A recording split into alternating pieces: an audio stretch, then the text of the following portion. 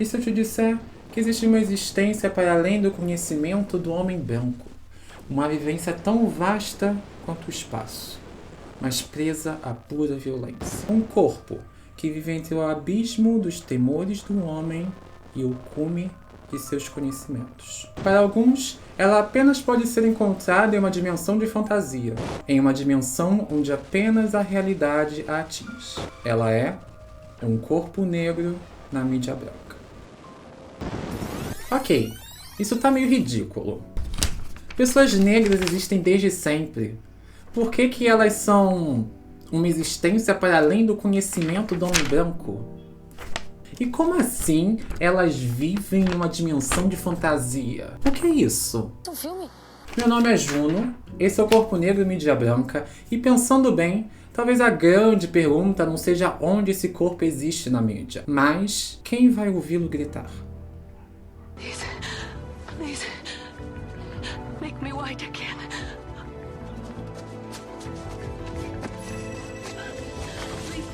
Please, no, please, don't. No. Relax, lady. The woman come through here? Uma catarse por meio do entretenimento. É assim que o roteirista e diretor Jordan Peele descreve o horror em Quem Vai Te Ouvir Gritar, livro publicado no Brasil pela editora Soma. De acordo com ele, o gênero é uma forma de representar nossas dores e medos mais profundos. Para pessoas negras, porém, por muitas décadas isso não foi possível, já que as histórias sequer eram contadas. Esse silêncio descrito por Peele, por sua vez, deu espaço para narrativas proliferarem. Filmes como O Nascimento de uma Nação, King Kong e até, sei lá, O Mistério de Candyman de 1992 surgiram como uma forma de codificar o negro como um monstro, um outro racial associado a uma poderosa religião selvagem, como descreveria Robin R. Means Coleman em Horror Noir. Sabe? Aquele livro divo. Apenas posteriormente, pessoas negras na frente e por trás das câmeras dariam vida a filmes como Blácula, Corra, Death by Temptation. Neles, o verdadeiro terror de ser uma pessoa negra em uma sociedade racista é revelado. É nesse ponto que, finalmente, o horror conquista a catarse descrita por Peele. Mas isso apenas anos após sofrer as dores da diáspora africana, a perda de uma identidade cultural e, bom, a busca incessante para se encaixar em um lugar onde nunca vai abraçar. Mas de tantos meios, por que usar o horror para isso? Por que usar todo esse gore para falar sobre racismo? Talvez seja porque o racismo seja um gore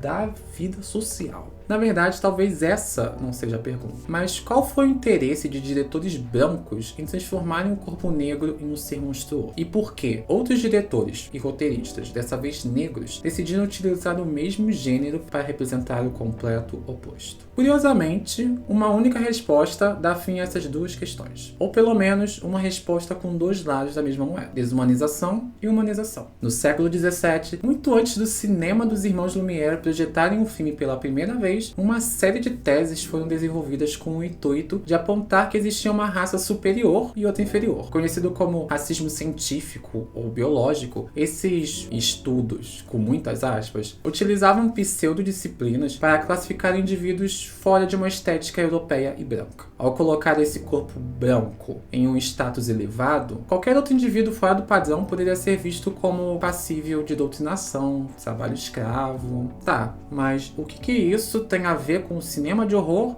e Jordan Peele? Talvez a lição mais importante que qualquer um deva tirar do racismo é que ele se trata de um sistema. E não, eu não estou dizendo isso para isentar pessoas racistas, mas de compreender que, como um sistema, ele utiliza qualquer ferramenta ao seu favor, inclusive o entretenimento. E, se pensarmos que o ato de se entreter é algo criado a partir de quem tem tempo para isso, isto é, pessoas ricas, na maioria das vezes brancas, você deve entender como a história do cinema foi disso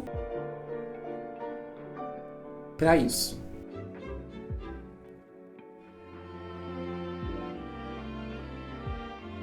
Com o advento do cinema, grupos supremacistas brancos viram uma forma de continuar mantendo seu controle sobre a população negra que, aos poucos, conseguia se libertar das amarras da escravidão. Desta forma, além de utilizar das vias políticas para limitar o poder econômico dessa população, passaram a criar imagens que interpretavam negros como monstruosos e vilanescos. Não apenas isso, mas também criando uma disparidade entre o branco e o negro, entre o humano e o desumano, entre a segurança e o perigo, entre o cabelo cabelo liso e o crespo, o que, curiosamente, me lembra de uma história de terror. Em A Outra Garota Negra, livro de Zakia Dalila Harris, e eu posso estar falando o nome dela errado, você já me conhece. A autora abre sua história com entre a paranoia de uma mulher desesperada e uma permanente mal feita, a autora descreve o incômodo de alguém tentando se encaixar em um lugar que não pertence. Quanto mais coçasse, mais a dor lembraria a queimação de uma permanente mal feita. Uma permanente ruim, seguida de ferroadas de 50 vespas e depois borrifada com álcool. Gente, só quem já passou procedimentos estéticos com o cabelo sabe o que essa frase significa. O tal do Pretty Hurts, beleza dói, começou aí. Todo o restante do prefácio é uma mistura do medo de ser reconhecida com o incômodo de um cabelo crespo se adequando a um couro cabeludo cheio de química. Na época, eu li esse trecho com aperto no coração, frio na espinha. Precisei fechar o livro, guardar na estante e ficar 6 meses longe dele porque era demais. Mas por quê? Porque diferente de figuras como Fred, Jason, Letterface, Ghostface e todos esses outros vilões que a gente aprendeu a amar, o horror de Zakia não era sobre um vilão com regras pré-estabelecidas. Era algo que eu vivi em minha adolescência. Uma questão que eu, na época, nem sabia que precisava lidar. Como diz a escritora Luby Prates em seu poema, Você Nunca Esteve Diante do Horror, você traz os olhos arregalados e você nunca esteve diante do horror. Você nunca sentiu uma arma apontada para a sua cabeça enquanto repetia, é um engano. Você não é negro. Você sempre esteve em segurança. Em outras palavras, até aquele momento, a ficção me mostrou apenas um tipo de terror. E bom, ele era branco. Your brother is dead. No! My brother is not dead!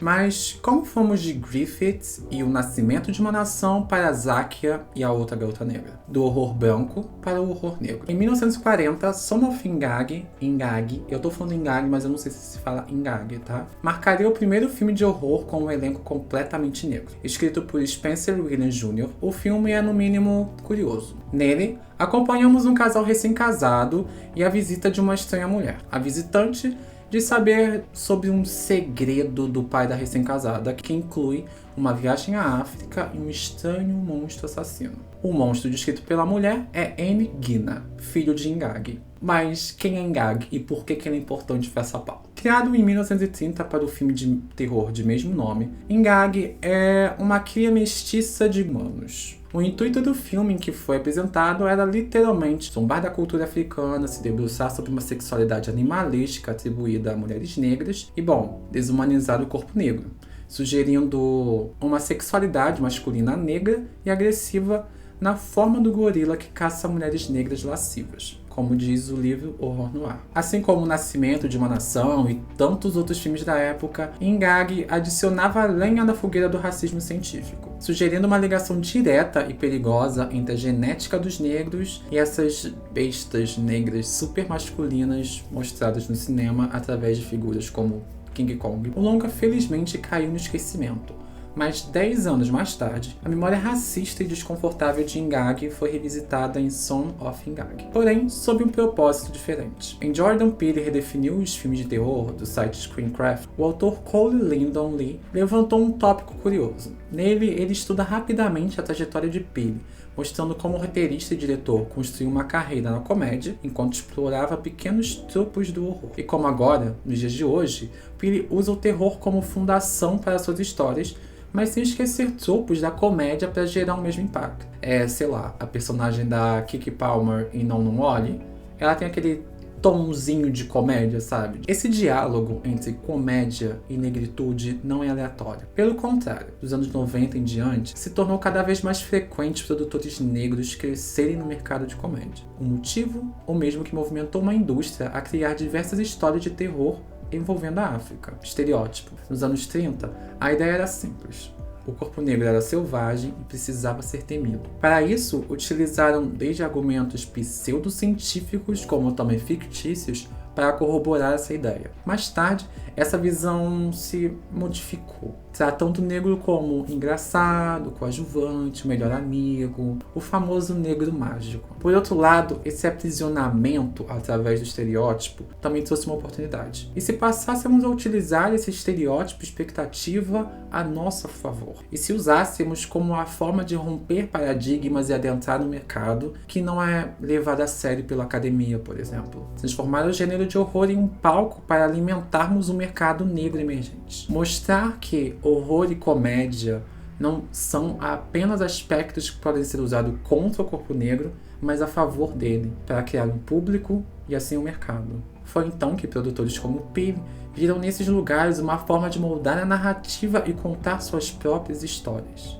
Mas antes mesmo de Peele chegar lá, Spencer Williams começou essa trajetória em 1940, ao questionar a criação do personagem Ingag com Son of Ingag. Son of Ingag não é uma continuação direta de Ingag, mas traz de volta a ideia tenebrosa de uma criatura criada a partir de violência e medo. Porém, aqui o filme redireciona o foco da narrativa para um elenco completamente negro, mostrando que, bom, pessoas negras também gostam de terror. Ou melhor, pessoas negras também são capazes de criar suas próprias histórias e sem o envolvimento de brancos com ar de salvadores. E mostrando que o filme não estava para brincadeira nesse quesito, o mesmo tem uma cientista e pesquisadora negra desconstruindo a imagem do homem branco desbravando o safari africano, além da presença de um casal negro de classe média em ascensão, um advogado e um detetive de cor. Enquanto isso, em retrospecto, filmes como King Kong, por exemplo, mostram pessoas negras apenas como os selvagens africanos que estão assustando a mana branca que vai ser pega pelo King Kong. Como diz Coleman em Horror Noir, Son of Ingag poderia ficar lembrado apenas como um filme B qualquer. Porém, teve sucesso ao dar o primeiro passo para a recuperação dos filmes raciais e da representação dos negros neles. O esforço tinha a ver com a missão pessoal de Williams de mudar o tratamento dos negros nos filmes de entretenimento. O que, em tese, não é nada diferente do que Jordan Peele fez posteriormente com filmes como Corra, Nós e Não Olhe. O que Williams, Peele e diversos outros produtores fizeram foi encontrar brechas no sistema, fazendo com que gêneros com menos destaque em Hollywood pudessem levar suas ideias e gritos a uma audiência maior. Então, assim, que pessoas brancas entenderam que pessoas negras sofrem racismo. O racismo foi resolvido com filmes de terror. Né?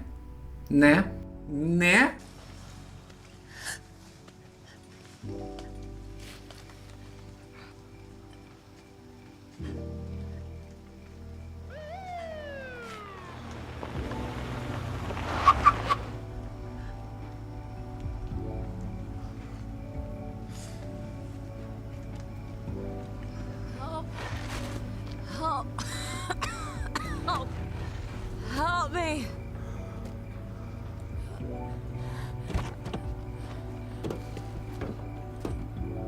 Shit! Em Mente Vazia, Oficina do Diabo, inclusive eu queria fazer um podcast com esse nome. Eu tinha um projeto todo escrito para um podcast chamado Mente Vazia, Oficina do Diabo, para mentes ansiosas. Só queria registrar isso aqui, livro de James Baldwin sobre suas experiências com cinema.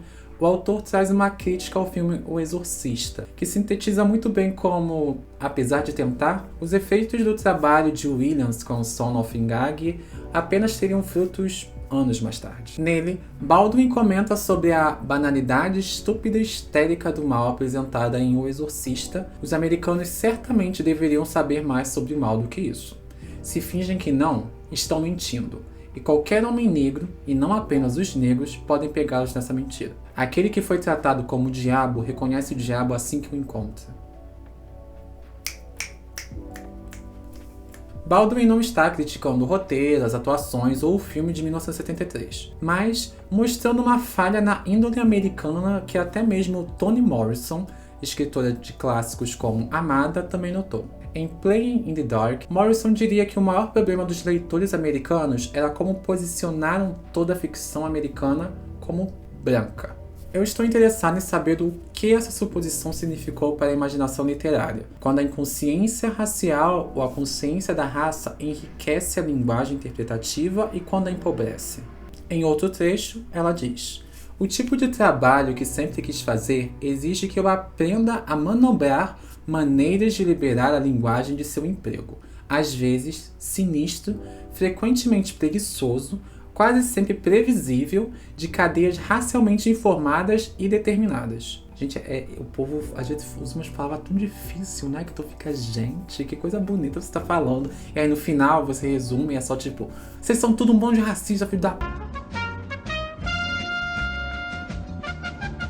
Eu amo a academia, que é todo mundo se xingando de um jeito muito bonito. Quando meu amigo virou pra mim e disse, então, na academia você só tá escrevendo artigo resposta xingando a pessoa, mas ao invés de você xingar a pessoa, você diz, então, ele está equivocado na sua construção. Lá nas entrelinhas, todo mundo sabe que você acha aquele cara um filho da puta desgraçado e queria que ele morresse. Apesar de usarem palavras completamente diferentes, Morrison e Baldwin estão apontando a mesma coisa. A sociedade é racista e utiliza todas as ferramentas possíveis para disseminar o racismo. E bom, isso não é uma novidade. Nós sabemos disso. Falamos sobre isso desde em debates em redes sociais, sobre usar bordões racistas, até entrevistas esquisitas com cantoras problemáticas. Ao longo dos anos, aprendemos a entender que a linguagem é racista, assim como o meio pelo qual ela é propagada. Mas como você impede isso? Como você se apropria para revitalizar e construir algo que seja útil e benéfico para uma população já marginalizada? Em Precisamos de Horror Negro Mais do que Nunca, do site Crime Reads, a autora Desiree S. Evans traça um histórico do horror negro que surge antes mesmo de Peele ou Williams, indo até a diáspora africana. Histórias de bruxas, maldições e magia de todos os tipos podem ser encontradas nos contos populares coletados pela autora e antropóloga Zora Neale Hurston e nos contos populares recontados pela aclamada autora de livros infantis Virginia Hamilton. Desiree nos lembra que o horror, em especial disseminado por negros, surgiu como uma série de contos preventivos, uma forma de alertar sua comunidade dos perigos do mundo afora.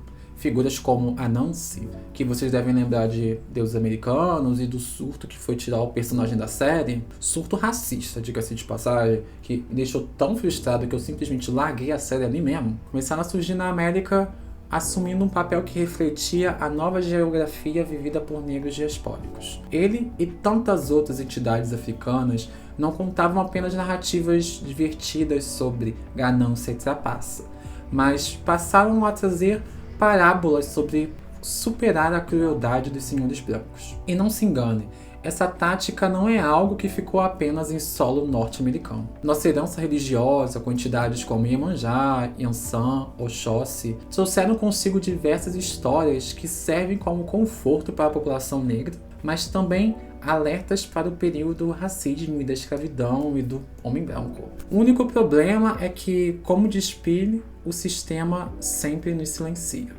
Então, quem vai nos ouvir gritar no final da história? Nos anos 70, o Blaxploitation faria esse favor para a comunidade negra com filmes como Blácula. Já nos anos 90, produções como Death by Temptation trabalhariam o desejo sexual versus a religiosidade nas periferias. Nos anos 2000, Blade tiraria sua espada em busca de expurgar seu pecado e seu trauma. Mas e agora? Jordan Peele invade os cinemas, a indústria dos jogos e, bom, até o mercado literário com suas histórias de terror. Mas não parou por aí. Egun, O Nó do Diabo, Bad Hair, The Front Room, I Saw the TV Glow. A mídia está transbordando em um horror negro. Mas talvez a gente ainda esteja perdendo a grande questão. Se é que tem espaço para mais questões nesse vídeo. Entre o horror metafórico e o real. Quem vai nos ouvir gritar? I'm not that scared of Jason. You know, I'm scared of like the spindly dudes. Existe um motivo para o horror negro ter captado tanta atenção do público recentemente.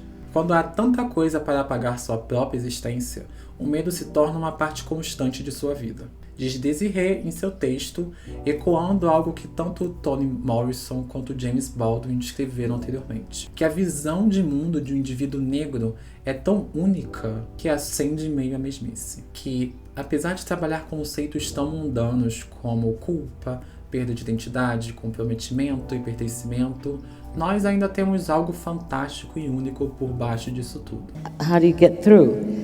Sometimes you don't survive whole, you just survive in part.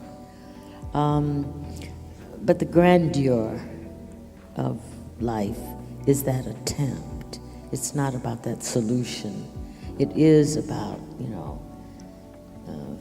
being as fearless as one can and behaving as beautifully as one can under completely impossible circumstances. Algo que ecoa rememoração. Em Amada, Toni Morrison descreve o trauma como uma rememória, uma maneira de vivenciar uma lembrança ao entrar em um determinado espaço. Algumas coisas se vão, passam, algumas coisas simplesmente ficam. Morrison nos lembra com esse termo que o trauma não é linear. Cada momento passado se desvanece na obscuridade de sonhos não lembrados. Como diria Pili posteriormente, o horror se torna a porta para se abrir e soltar esses medos pelo abismo. Literalmente, buscar redenção e cura em meio à dor do trauma. Lembrar sem precisar sofrer pela lembrança. Rememorar. O que gosto do termo de Morrison não é necessariamente seu lado trágico, e até mesmo revigorante de se alimentar do trauma para produzir e superar. Mas existe algo a mais nele. Quando falamos em narrativa, é quase o tempero certo para transformar uma obra reta e plana em algo poroso e, monstruoso.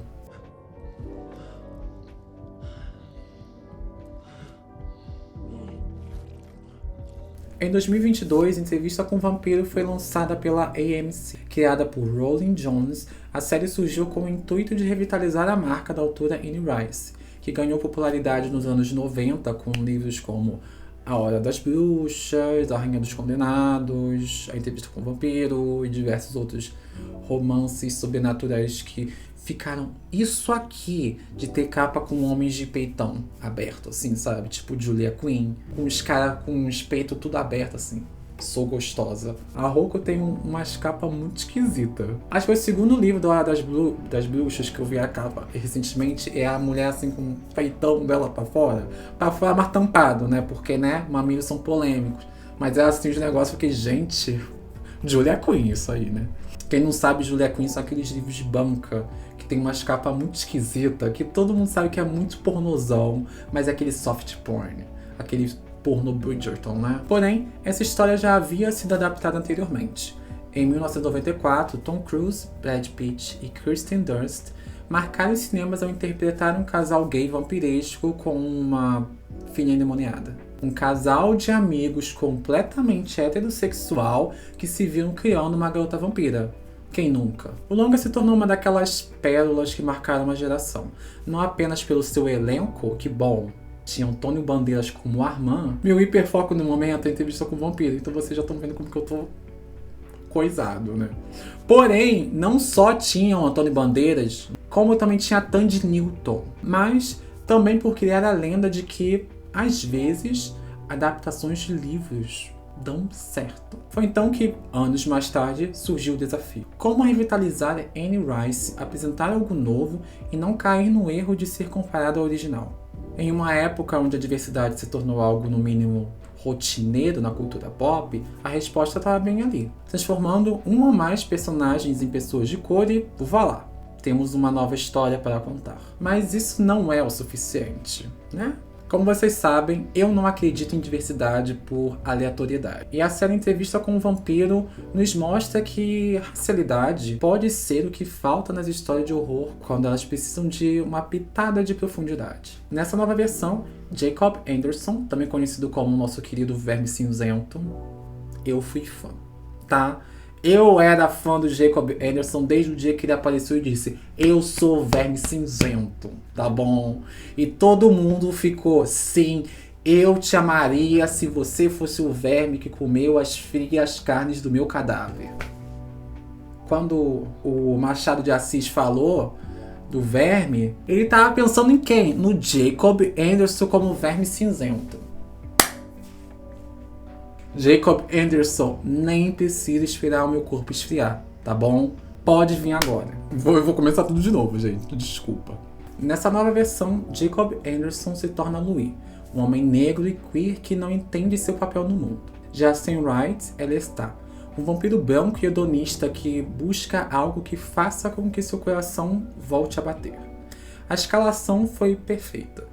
Não apenas para afastar o assunto espinhoso que era um protagonista escravocrata no livro de Anne Rice, mas também pelo fato de adicionar mais relevância à sua história.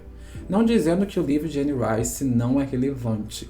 Porém, se a gente pega nos anos 90, em que todas as mídias apresentavam apenas vampiros brancos, e a gente olha pro ano de 2024 e pensa, putz, não dá mais pra gente fazer uma mídia como essa, a gente ignorar que existem pessoas racializadas no mundo, tem um gap aí. Eu não acho que o livro Entrevista com o Vampiro envelheceu mal, na verdade eu amo esse livro, não acho que os livros da Anne Rice envelheceram mal. Porém, eu acho que às vezes, quando a gente se depara com o desafio de adaptar uma obra para uma época diferente, completamente diferente de quando ele foi criado, surgem as oportunidades de você aprofundar diante das temáticas que estão circulando a sociedade daquela época. E eu acho que a Entrevista com o Vampiro faz um trabalho muito bom com isso. Porém, de novo, não acho que o livro da Anne Rice é ruim, pouco profundo. Só acho que a série apresenta algumas coisas diferentes e muito boas para nossa época, sabe?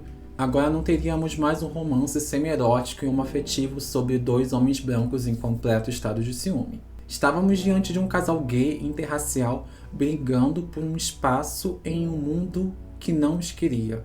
Mas mais do que isso, estávamos diante de um personagem que vivia o horror como um americano negro. Um que sabia que sua mera presença servia como uma fonte de terror para os outros. Breathe. Get out! Isso diz muito sobre a rememoração de Toni Morrison. Durante toda a trajetória de Louis, nas 2 primeiras temporadas da série, vemos o rapaz viver e reviver traumas, seja de raça, sexualidade ou apenas sua trágica história de amor. Sua história com Lestat quase retoma aquela categoria de conto preventivo, como o perigo de chegar tão perto do sol quanto Ícaro e assim se ver caindo no abismo.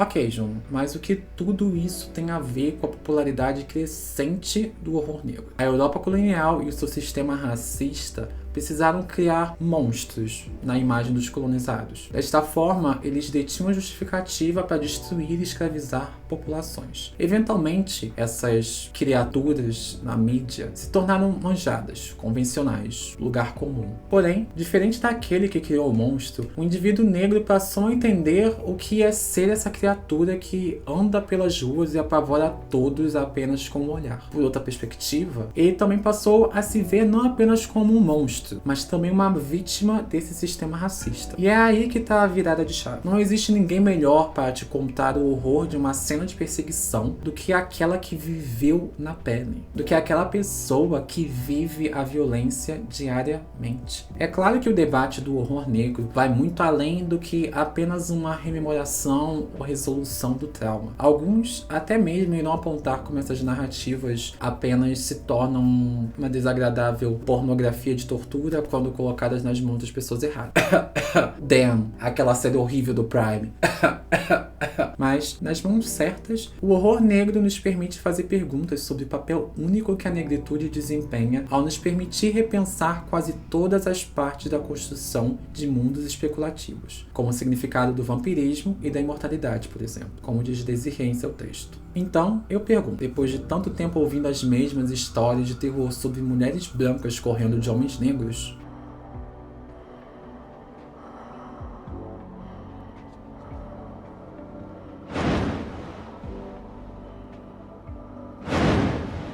Do I know you? de quem você quer ouvir uma história de terror?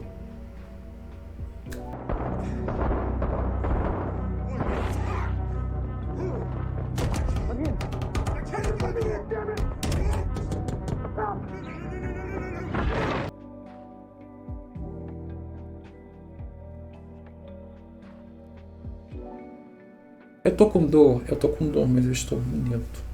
Pretty Hurts. Espero que vocês tenham gostado desse vídeo. Esse aqui não é um vídeo normal sobre terror negro. Eu realmente queria trazer um foco diferente, porque geralmente quando a gente fala sobre horror negro, a gente faz um histórico.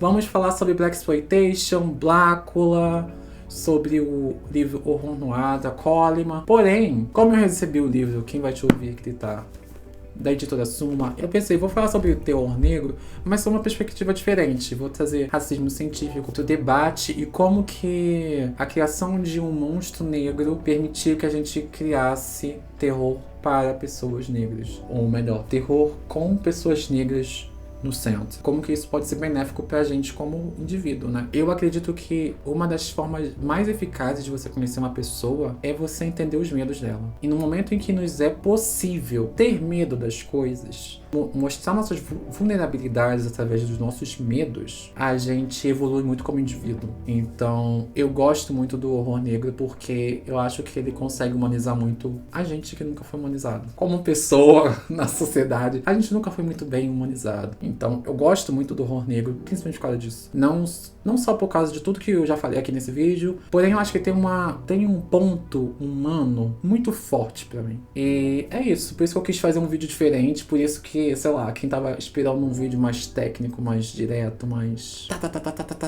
listinha, falando de tudo, desculpa. Porém, vocês me conhecem, né, gente? Obrigado, você, pessoa perfeita que veio até aqui nesse vídeo. Se você curtiu esse vídeo, dê like. Se você não curtiu esse vídeo, dê like também, comenta, manda pro seu amigo que gosta de filme de terror, manda pra sua mãe, manda pra sua avó, manda pro seu pai que dizia que você não ia conseguir dormir de noite por causa do Chuck. Eu passei por isso, tá? Meus pais não deixavam eu ver filme de terror, gente. Aí agora eu aqui, fazendo um vídeo sobre filme de terror.